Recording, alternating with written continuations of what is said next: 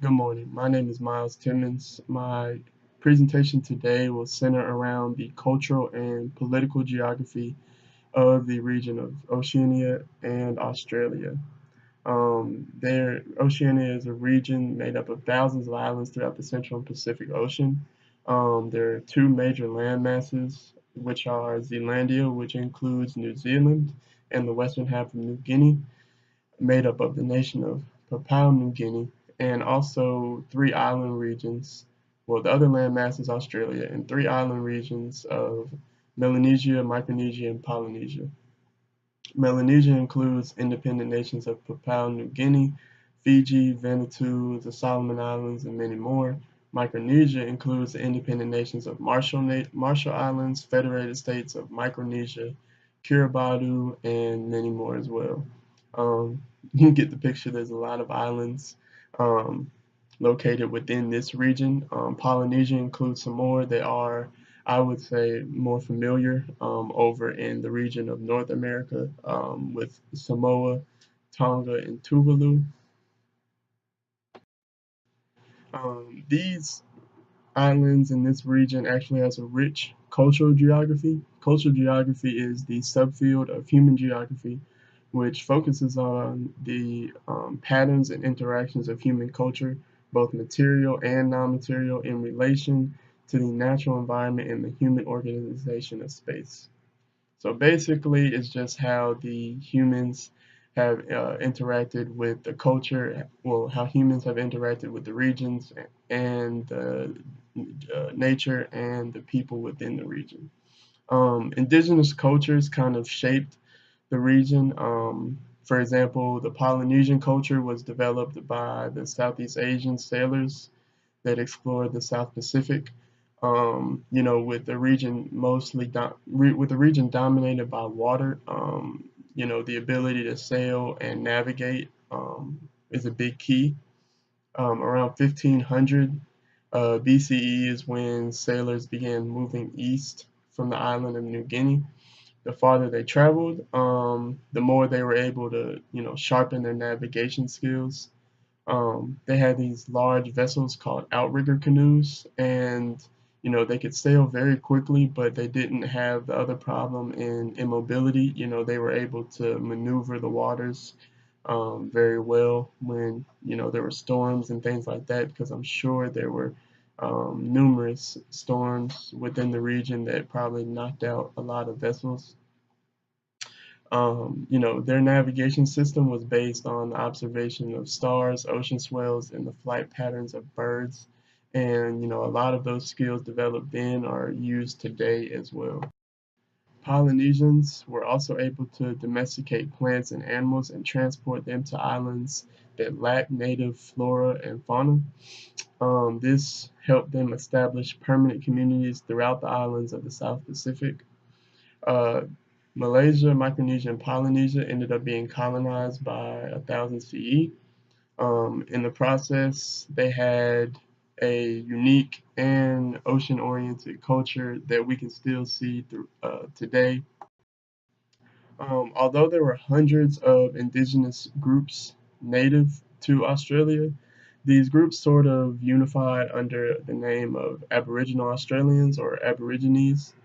The Aboriginal culture kind of had a strong spiritual relationship with the local environment. They developed myths that kind of explain the landscape, which is not unique to them, but they did it in a different way because they were mostly surrounded by water, when in other places they were landlocked but still had myths about the nature and the region that they lived in that held up over time. Modern scientific research, like I said, is proven that a lot of these myths were fairly accurate.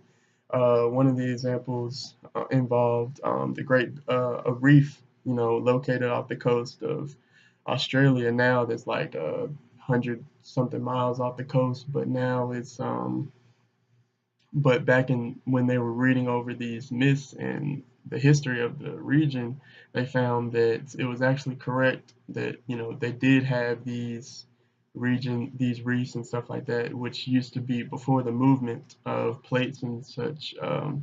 there it was located only, under 50 meters off the coast, 50 meters off the coast, somewhere in there. Don't quote me, but yeah, that's so their myths really held up over time, and it kind of showed that they were able to understand the nature and leads back to their spiritual connection with the environment. Today, their culture practices really center around sports and the arts. A major sport from the region is rugby, and if for someone who might not know, they are dominant in throughout the entire world in rugby. New Zealand is a powerhouse, and to beat them, every year it's like somebody beating the Patriots, or when a college team beats Alabama. They are monsters at that sport. Rugby is very popular, more popular than baseball, soccer, cricket. It's a national sport of Papua New Guinea. There's a rugby union, which has fewer players and slightly different rules than the rugby league, which is the national sport of New Zealand, Samoa, Fiji, and Tonga as well. This is a part of their culture because people place great pride on these sports. Kids who grow up knowing rugby, and that's the only thing they know, and that's what they're gonna play. And their dream is to be kind of a hero for the sport. They've won this region. Australia and New Zealand has won the World Cup of Rugby twice. They've often hosted the tournaments. It's just a big deal that drives another cultural aspect of the region, which is tourism. The only thing about tourism in the region, though, as stated on some of the discussion boards previously, is that it can negatively affect the ecosystems of Australia and Oceania's island nations.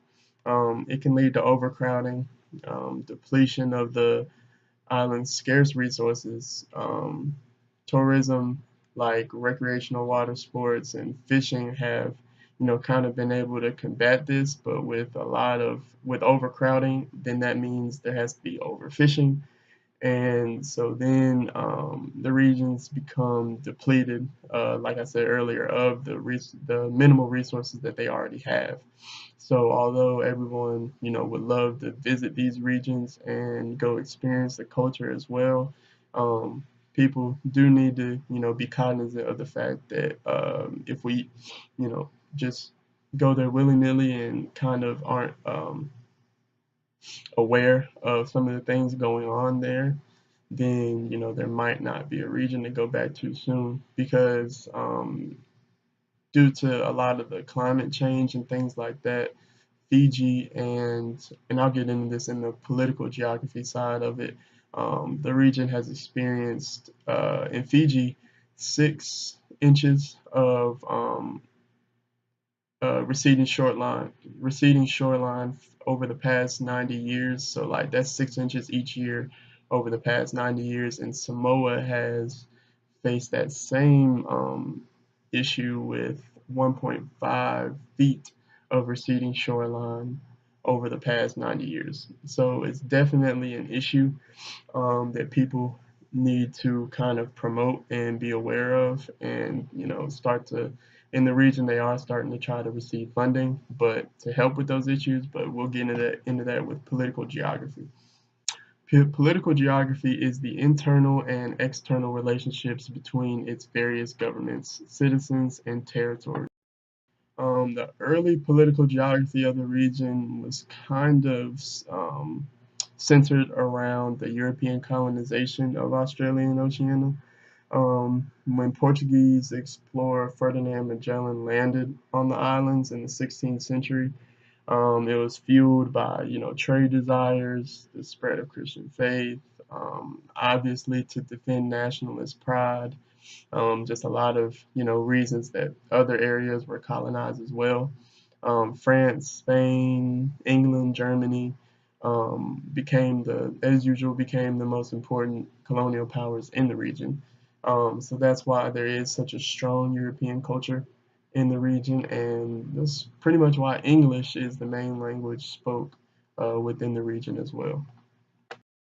One reason why the region was colonized at the ferocity that it was due to the fact that European powers kind of viewed the land as a no man's land, which means they thought it was inhabited by heathen natives, specifically pointing to the indigenous people of the area or the Aborigines. They implemented their own governments, land management, trade, and those consequences are still felt in their cultural systems today. Aborigines are still fighting to even gain rights in the region.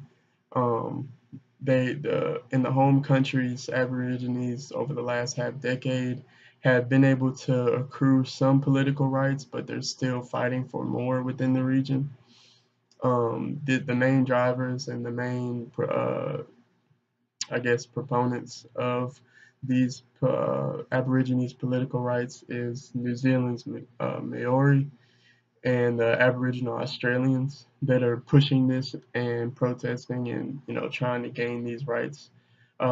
They feel like they are marginalized as a population. They're treated less significant than the majority of the population. Aborigines suffer from a disproportionately high rate of disease, imprisonment, and unemployment. Aborigines' life expectancy is almost 20 years less than non-Indigenous people, so there's definitely a correlation there. The government of Australia says they're working to resolve these tensions. In 2010, Ken Wyatt became the first Aboriginal Australian elected into the Australian House of Representatives. In 2008, Prime Minister Kevin Rudd issued a public apology to members of the Stolen Generations. The Stolen Generations were Aboriginal children that were taken from their families and forced to live in group homes between 1869 and 1969. I mean, that's ridiculous.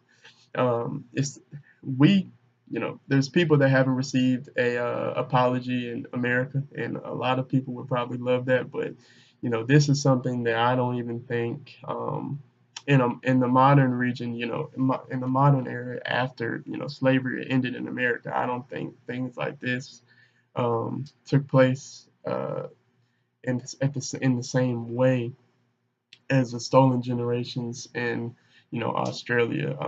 To me, that's unheard of, and I was amazed when I read that. The thing with Australia right now is that their political